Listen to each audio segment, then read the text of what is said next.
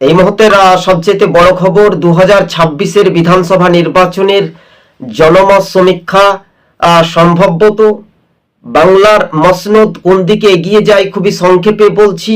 এবার ঘুরে দাঁড়াচ্ছে সিপিএম বা বিরোধী রাজনৈতিক দলগুলো রীতিমতো, এবং আপনাদের সঙ্গে আমরা প্রতিবেদনগুলি তুলে ধরেছি কোন দল কত আসন পেতে পারে, সম্ভাব্যত ফলাফল কি হতে পারে বাংলার ক্ষেত্রে, CPM, Congress, Trinamool, ISF, BJP বা অন্যান্য রাজনৈতিক দলগুলো।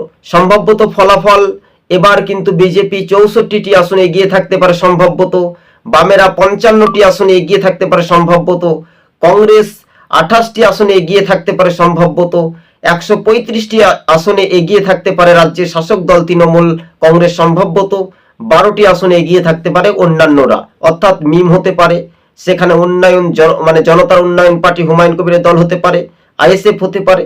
অর্থাৎ আরো একবার বলছি, বামেরা 55টি আসনে এগিয়ে থাকতে পারে সম্ভবত, বিজেপি 64টি আসনে এগিয়ে থাকতে পারে সম্ভবত, কংগ্রেস এগিয়ে থাকতে পারে 28টি আসনে সম্ভবত, তৃণমূল কংগ্রেস 135টি আসনে এগিয়ে থাকতে পারে সম্ভবত, এবং অন্যান্যরা 12টি আসনে এগিয়ে থাকতে পারে।